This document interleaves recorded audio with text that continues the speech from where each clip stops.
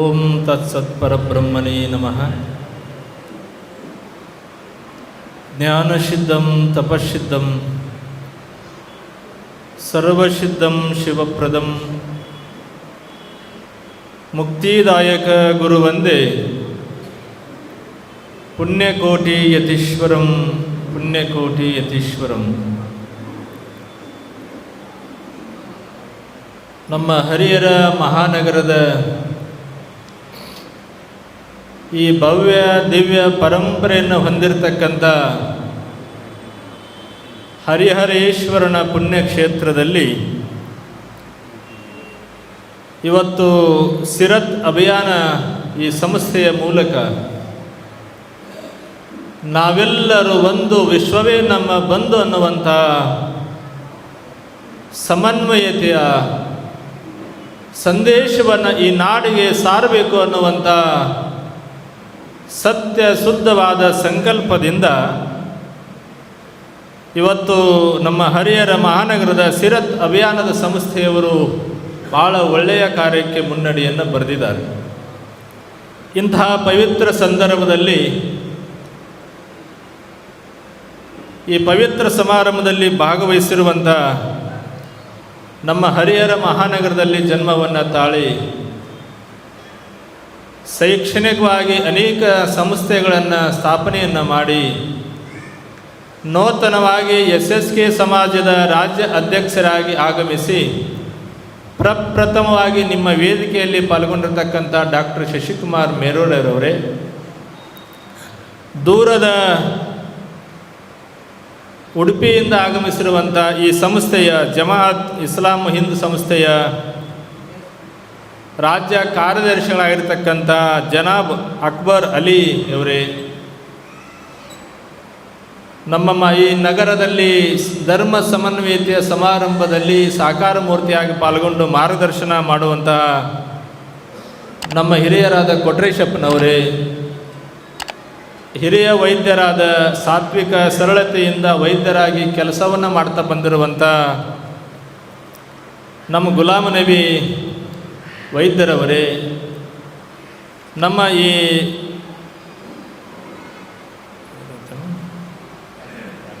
ನಮ್ಮ ದಲಿತ ಸಂಘರ್ಷ ಸಮಿತಿಯ ರಾಜ್ಯ ಹಿರಿಯರಾದ ಮಲ್ಲೇಶಪ್ಪನವರೇ, ಈ ಪವಿತ್ರ ಸಮಾರಂಭದಲ್ಲಿ ಪಾಲ್ಗೊಂಡಿರುವಂಥ ಎಲ್ಲ ಹಿರಿಯರೇ, ತಮ್ಮೆಲ್ಲರ ಅಂತರಂಗಕ್ಕೆ ಶರಣು ಶರಣಾರ್ಥಿಗಳು.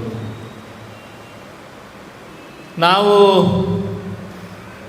ಭಾರತ ಅಂದ ತಕ್ಷಣವೇ ನಿಮ್ಮ ದೇಶ ಯಾವುದು ಅಂದ ತಕ್ಷಣ ನಾವು ಹೇಳ್ತೀವಿ ಎಲ್ಲರೂ. ನಿಮ್ಮ ದೇಶ ಯಾವುದು ಅಂದಾಗ ನೀವು ಯಾವುದು ಅಂತ ಹೇಳ್ತೀರಿ? ಇಂಡಿಯಾ ಅಂತ ಹೇಳ್ತಾರೋ ಭಾರತ ಅಂತ ಹೇಳ್ತಾರೋ? ಭಾರತ ಅಂತ ಹೇಳ್ತೀರಿ. ನಿಮ್ಮ ರಾಜ್ಯ ಯಾವುದು ಅಂತ ಹೇಳಿದಾಗ ನೀವು ಯಾವುದು ಅಂತ ಹೇಳ್ತೀರಿ? ಕರ್ನಾಟಕ ಅಂತ ಹೇಳ್ತೀವಿ. ಜಿಲ್ಲಾ ಅಂತ ಹೇಳಿದಾಗ ಮತ್ತೆ ಒಡೆದು ಹೋಗ್ಬಿಡ್ತದೆ. ದೇಶ ಅಂದಾಗ ಭಾರತ ಅಂತಲೇ ಹೇಳ್ತೀವಿ, ರಾಜ್ಯ ಅಂದಾಗ ಕರ್ನಾಟಕ ಅಂತಲೇ ನಾವು ಹೇಳ್ತೀವಿ. ಆದರೆ ಜಿಲ್ಲೆ ಅಂತ ಬಂದಾಗ ಇಲ್ಲಿ ಬಹಳ ನಮ್ಮ ಹಿರಿಯರು ಉಡುಪಿಯಿಂದ ಬಂದಾರು, ಉಡುಪಿ ಜಿಲ್ಲೆಯವರು ಅಂತ ಹೇಳ್ತಾರೆ. ನಾವು ಹಾವೇರಿ ಜಿಲ್ಲೆಯವರು ಅಂತ ಹೇಳ್ತೀವಿ, ನೀವು ದಾವಣಗೆರೆ ಜಿಲ್ಲೆಯವರು ಅಂತ ಹೇಳ್ತೀರಿ, ಹೌದಲ್ಲ?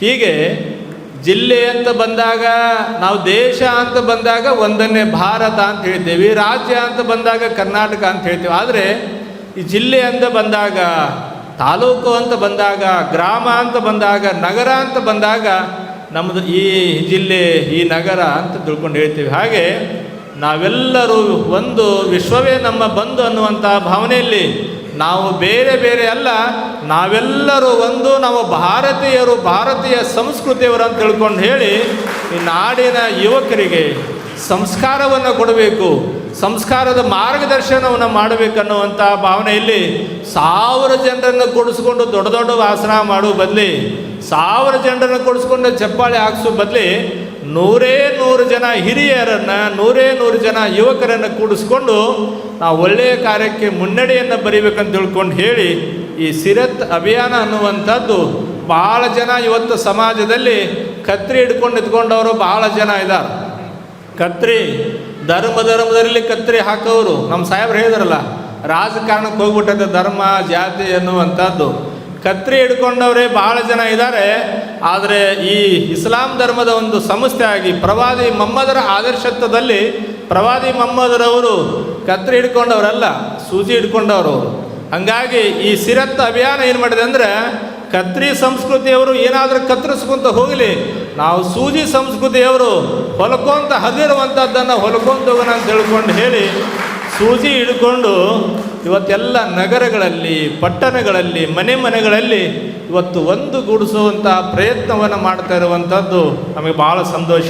ಹಾಗಾಗಿ ಇಸ್ಲಾಂ ಧರ್ಮದಲ್ಲಿ ನಾವು ವೀರಶೈವರು, ನಾವು ಕಲ್ಲಿನ ಮೂರ್ತಿಯನ್ನು ಇಟ್ಕೊಂಡು ಪೂಜೆಯನ್ನು ಮಾಡ್ತೀವಿ.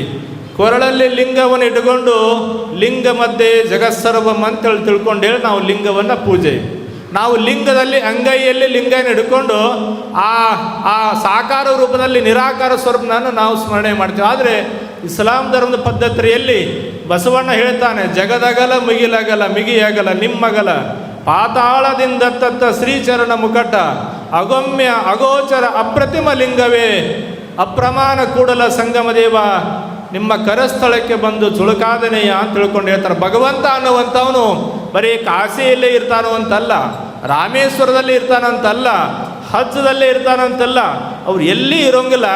ಯಾರು ಭಗವಂತ ನೀ ಅದೇ ಅಂತ ಯಾರು ಸ್ಮರಣೆ ಮಾಡ್ತಾರ ಅವ್ರ ಅಂತರಂಗದಲ್ಲಿ ಇರ್ತಾನ ಅಂತ ತಿಳ್ಕೊಂಡು ಹೇಳಿ ಇವತ್ತು ಇಸ್ಲಾಂ ಧರ್ಮದವರು ಏನಾದರೂ ನಮಾಜ್ ಮಾಡುವಂತೆ ಒಂದು ಫೋಟೋ ಇರೋಂಗಿಲ್ಲ, ಇರ್ತದೆ ಎಲ್ಲೇ.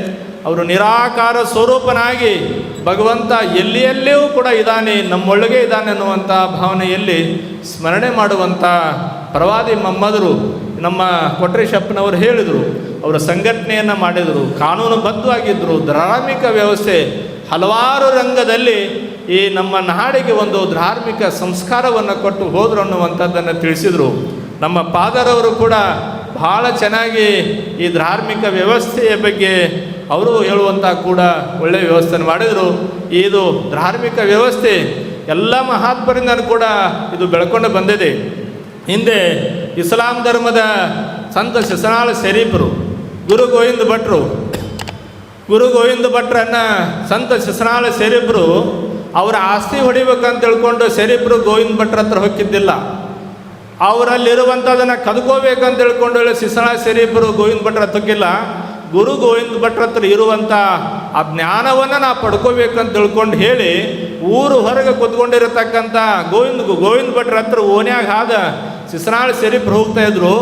ಆ ದಾರ್ಯಾಗ ಕೂತ್ಕೊಂಡಿರ್ತಕ್ಕಂಥ ಕೆಲವರು ಅಧರ್ಮವಂತರು ಹೇಳ್ತಿದ್ರು, ದಾರ್ಯಾಗ ಹೊಂಟಾಗ ಏ ಸಾಬಾ ಸಾಬಾ ಸಾಬಾ ಸಾಬಾ ಅಂತ ಕರಿತಿದ್ರು. ಆವಾಗ ಸಂತ ಶಿಶನಾಳ ಶರೀಫನಿಗೆ ಬಹಳ ನೋವಾಗ್ತಿತ್ತು. ನಾ ಇಸ್ಲಾಂ ಧರ್ಮದಲ್ಲಿ ಹುಟ್ಟಿನ ತಪ್ಪು ಮಾಡಿದನೇನು, ಈ ದಾರ್ಯಾಗ ಕಟ್ಟಿ ಮ್ಯಾಗ ಕುತ್ಕೊಂಡು ಜನ ನನಗೆ ಸಾಬಾ ಸಾಬಾ ಅಂತ ಯಾಕೆ ಕರೀತಾರಂತ ತಿಳ್ಕೊಂಡು ಹೇಳಿ ಗೋವಿಂದ ಭಟ್ರ ಹತ್ರ ಹೋಗಿ ಹೇಳ್ತಾನೆ, ಯಪ್ಪ ನಾನು ನಿನ್ನ ಪಾದ ಸೇವೆಗಾಗಿ ನಿನ್ನ ಬಳಿ ಬರ್ತಾ ಇದ್ದೇನೆ, ನಿನ್ನಲ್ಲಿರುವಂಥ ಜ್ಞಾನವನ್ನು ಪಡ್ಕೊಂಡು ನನ್ನ ಜನ್ಮ ಸಾಫಲ್ಯ ಮಾಡಿಕೊಳ್ಬೇಕಂತ ನಿನ್ನ ಹತ್ರ ಬರ್ತಾ ಇದ್ದಾನೆ. ಆದರೆ ಈ ದಾರ್ಯಾಗ ಇರುವಂಥ ಜನ ನನಗೆ ಸಾಬಾ ಸಾಬಾ ಅಂತ ಕರೀತಾರೆ, ನಾನು ಏನು ತಪ್ಪು ಮಾಡೇನೆ ಅಂತ ತಿಳ್ಕೊಂಡು ಹೇಳಿ ಗೋವಿಂದ ಭಟ್ರು ತನ್ನ ಗುರುವಿನ ಪಾದದಲ್ಲಿ ಹಿಡ್ಕೊಂಡು ಕರೆಯನ್ನು ಸುರಿಸಿದಾಗ ಗೋವಿಂದ ಭಟ್ ಹೇಳ್ತಾರೋ, ಏನಪ್ಪ ಸರಿಪ್ಪ ನಿನಗೇನಂದ್ರೆ ಹೇಳು ಅಂತ.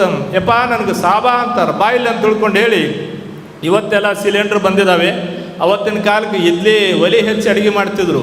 ಆ ದೇವಸ್ಥಾನ ಪಕ್ಕದಲ್ಲಿ ದಾಸೋ ಮಾಡಿರ್ತಕ್ಕಂಥ ಇಡ್ಲಿತ್ತು, ಆ ಇಡ್ಲಿತ್ತು ಸರಿಪ್ಪ ಅಂತ ತಿಳ್ಕೊಂಡು ಹೇಳಿ ಗೋಡೆ ಮೇಲೆ ಏನಂದ್ರು ಅವರು ಅಂದು ಕೇಳ್ಕೊಂಡು ಏನಂದ್ರು ನಿನಗೆ, ಯಪ್ಪ ನಂಗೆ ಸಾಬಾ ಅಂದರು, ನೀ ಸಾ ಅಂತ ಬರಿ ಅಂತಂದರು, ಸ್ವಲ್ಪ ಗ್ಯಾಪ್ ಬಿಡು ಮತ್ತು ಬಾ ಅಂತ ಬರೀಪ್ಪ ಅಂತ ತಿಳ್ಕೊಂಡು ಹೇಳಿ ಏನೋದು ಸರಿಪ್ಪ ಯಪ್ಪ ನನಗೇನಂದಿದ್ರು ನಾ ಸಾಬಾ ಅಂತ ಬರ್ದೇನೆ ಅಂತ ತಿಳ್ಕೊಂಡು ಹೇಳಿದಾಗ ಗುರು ಗೋವಿಂದ ಭಟ್ರು ಆ ಇಡ್ಲಿಯಲ್ಲಿ ಇಸ್ಕೊಂಡು ಆ ಸಾ ಮತ್ತು ಬಾ ಮಧ್ಯದಲ್ಲಿ ಜೀರ್ಘವನ್ನು ಕೊಡ್ತಾರೆ. ಅದು ಏನಂತ ಓದೋ ಸಿರಿಪ ಅಂದಾಗ ಸಾಂಬಾ ಅಂತ ತಿಳ್ಕೊಂಡು ಹೇಳಿದ್ರು. ಸಂತ ಶಿಶನಾಳ ಶರೀಫರನ್ನು ಒಬ್ಬ ಸಾತ್ವಿಕ ವ್ಯಕ್ತಿಯನ್ನು ಸಾಂಬನನ್ನಾಗಿ ಮಾಡುವಂಥ ಶಕ್ತಿ ಅದು ಭಾರತೀಯರ ರಕ್ತ ನರನಾಡಿಗಳಲ್ಲಿದೆ ಅನ್ನುವಂಥದ್ದನ್ನು ನಾವು ತಿಳ್ಕೋಬೇಕು.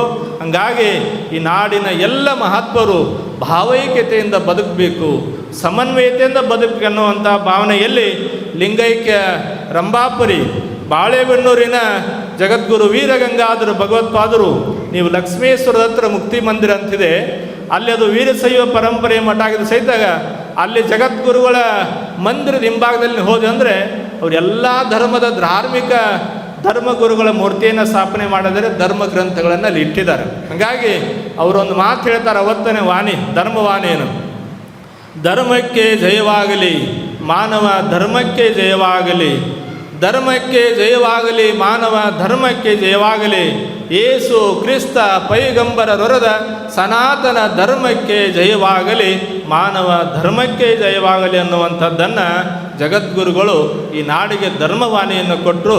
ಹೀಗೆ ಅನೇಕ ಜನ ಮಹಾತ್ಮರು ಈ ಭೂಮಿಯಲ್ಲಿ ಅವತಾರವನ್ನು ಎತ್ತಿ ಸಮಾಜಗಳನ್ನು ಒಂದುಗೂಡಿಸುವಂತಹ ಪ್ರಯತ್ನ ಮಾಡಿದರು.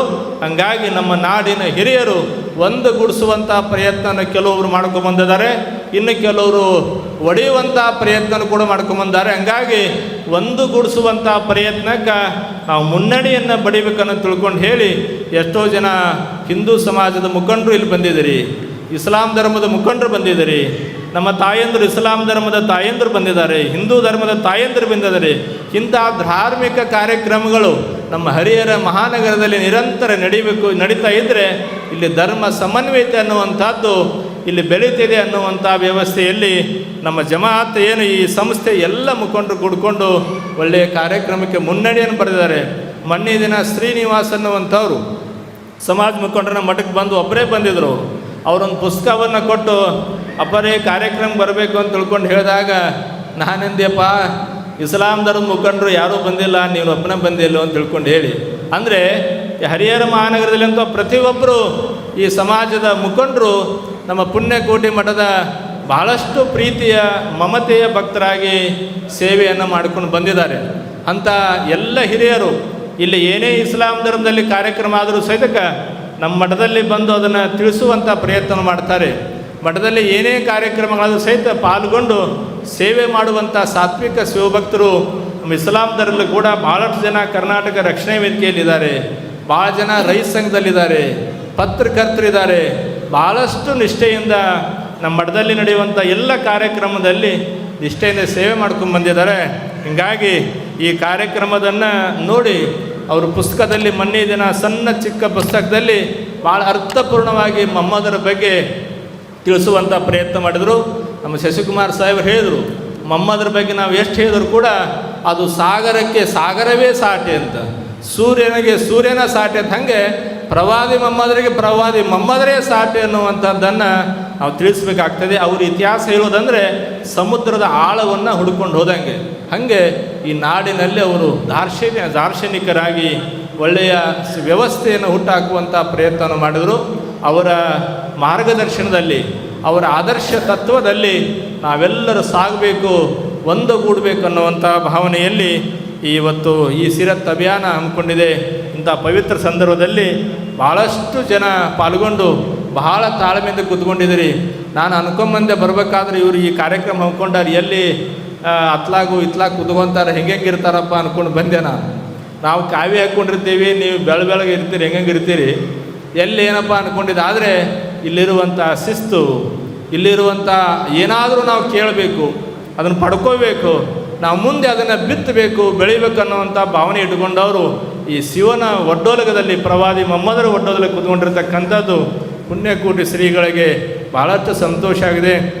ಇಂಥ ಕಾರ್ಯಕ್ರಮಗಳು ಹರಿಹರ ಮಹಾನಗರದಲ್ಲಿ ನಿರಂತರ ನಡೀಲಿ. ಈ ನಾಡಿನಲ್ಲಿ ಇಂಥ ಕಾರ್ಯಕ್ರಮ ನಡೆದು ಅಂತಂದರೆ ಸದಾವಕಾಲ ಪುಣ್ಯಕೋಟಿ ಶ್ರೀಗಳು ಕೂಡ ತಮ್ಮೊಂದಿಗೆ ಇರ್ತಾರೆ ಅನ್ನುವಂಥ ತಿಳಿಸಿ ನಮ್ಮ ಶಶಿಕುಮಾರ್ ಮೇರೋಡೆರವರು ಆ ಭಾಗದಾಗ ನೀವೆಲ್ಲ ಈ ಇನ್ಫೋಸಿಸ್ ಸುಧಾಮೂರ್ತಿಯವ್ರ ಬಗ್ಗೆ ಬಹಳ ಜನ ಕೇಳ್ತಾ ಇದ್ದೇವೆ. ಅವ್ರ ಪಕ್ಕದಲ್ಲಿ ಕೂತ್ಕೊಳ್ಳೋಕ್ಕಾಗಲ್ಲ. ಆದರೆ ನಮ್ಮ ನಾಡಿನಲ್ಲಿ ಇನ್ಫೋಸಿಸ್ ಸಂಸ್ಥೆಯನ್ನು ಕಟ್ಟಿದ ಸುಧಾಮೂರ್ತಿಯವ್ರು ಹೆಂಗೆ ಆದರ್ಶನೋ ನಮ್ಮ ಭಾಗದಾಗ ಶಶಿಕುಮಾರ್ ಮೇರೋಡರು ಕೂಡ ಭಾಳಷ್ಟು ಆದರ್ಶ. ಇಂಥ ಕಾರ್ಯಕ್ರಮಗಳು ಎಲ್ಲೇ ನಡೆಯಲಿ, ಎಲ್ಲ ಕಾರ್ಯಕ್ರಮಗಳಿಗೂ ಅವರು ಪ್ರೋತ್ಸಾಹ ಮಾಡ್ತಾ ಬೆಳೆಸುವಂಥ ವ್ಯವಸ್ಥೆಯನ್ನು ಮಾಡ್ಕೊಂಡು ಬಂದಂಥವರು. ಅವರು ಕೂಡ ನೂತನವಾಗಿ ಇವತ್ತು ಅವರು SSK ಸಮಾಜದ ರಾಜ್ಯದ ಅಧ್ಯಕ್ಷರಾಗಿ ಇವತ್ತು ಬಂದಿದ್ದಾರೆ ಅಂತಂದರೆ ಇದು ಅವರು ಪ್ರಥಮ ವೇದಿಕೆ ಅಂತ ಅನ್ನಿಸ್ತದೆ. ಮೊನ್ನೆ ಘೋಷಣೆ ಆಗಿದೆ. ಬಹುಶಃ ನಿಮ್ಮ ಸಮುದಾಯದಿಂದನೇ ಅವ್ರಿಗೆ ಪ್ರಥಮವಾಗಿ ಗೌರವಿಸ್ದಂಗೆ ಆಗಿದೆ. ನಾವು ನಮ್ಮ ಮಠದಲ್ಲಿ ಗೌರವಿಸಬೇಕು, ಕಾರ್ಯಕ್ರಮ ಮಾಡಬೇಕಂತ ಅಂದ್ಕೊಂಡಿದ್ವಿ, ನಮ್ಮ ಮಠದಲ್ಲೇ ಪ್ರಥಮವಾಗಿ. ಆದರೆ ಇವತ್ತು ಎಲ್ಲರೂ ಹಿಂದೂ ಮುಸ್ಲಿಂ ಎಲ್ಲರೂ ಭಾವೈಕ್ಯತೆಯಿಂದ ಈ ಸಂಸ್ಥೆ ವತಿಯಿಂದ ಪ್ರಥಮವಾಗಿ ಅವ್ರನ್ನ ಗೌರವಿಸಿರುವಂಥದ್ದು ಭಾಳ ಸಂತೋಷ. ನಮ್ಮ ಹಿರಿಯರಾದ ಲಕ್ಷ್ಮಣ ಸರ್ ಕೂಡ, ಲಕ್ಷ್ಮಣ್ ಅವರಲ್ಲಿ ಚಂದ್ರಶೇಖರ್ ರಾಮಚಂದ್ರಪ್ಪ ಅವರು ಕೂಡ ಭಾಳಷ್ಟು ಈ ಹರಿಹರ ನಗರದಲ್ಲಿ ಭಾವೈಕ್ಯತೆಯನ್ನು ಬಿತ್ತುವಂಥ ಪ್ರಯತ್ನ ಮಾಡ್ಕೊತಾರೆ. ಅಂಥವರು ಕೂಡ ಈ ಸಮಾರಂಭದಲ್ಲಿ ಭಾಗವಹಿಸಿದ್ದಾರೆ. ಭಾಳಷ್ಟು ಜನ ಏನು ಪಾಲ್ಗೊಂಡು ಈ ಕಾರ್ಯಕ್ರಮದ ವ್ಯವಸ್ಥೆಯನ್ನು ಗಟ್ಟಿಗೊಳಿಸಬೇಕನ್ನುವಂತಹ ನಿಟ್ಟಲ್ಲಿ ಭಾಗವಹಿಸಿರುವಂಥ ಎಲ್ಲ ಮಹನೀಯರಿಗೆ ಪರಮದಯಾಳು ಪಾರ್ವತಿ ಪರಮೇಶ್ವರರು, ಜಗದ್ಗುರು ರೇಣುಕಾದಿ ಪಂಚ ಆಚಾರ್ಯರು, ಪ್ರವಾದಿ ಮಮ್ಮದರು ತಮಗೆಲ್ಲರಿಗೂ ಆರೋಗ್ಯ ಭಾಗ್ಯವನ್ನು ಕೊಟ್ಟು ಸದಾಕಾಲ ನಮ್ಮೆಲ್ಲರನ್ನು ಭಾವೈಕ್ಯತೆಯಿಂದ ಬದುಕುವಂಥ ಶಕ್ತಿಯನ್ನು ನೀಡಲಿ ಅಂತೇಳಿ ತಮಗೆಲ್ಲರಿಗೂ ಶುಭವನ್ನು ಕೋರುತ್ತೇವೆ. ಓಂ ಶಿವಂ ಭವ್ಯ.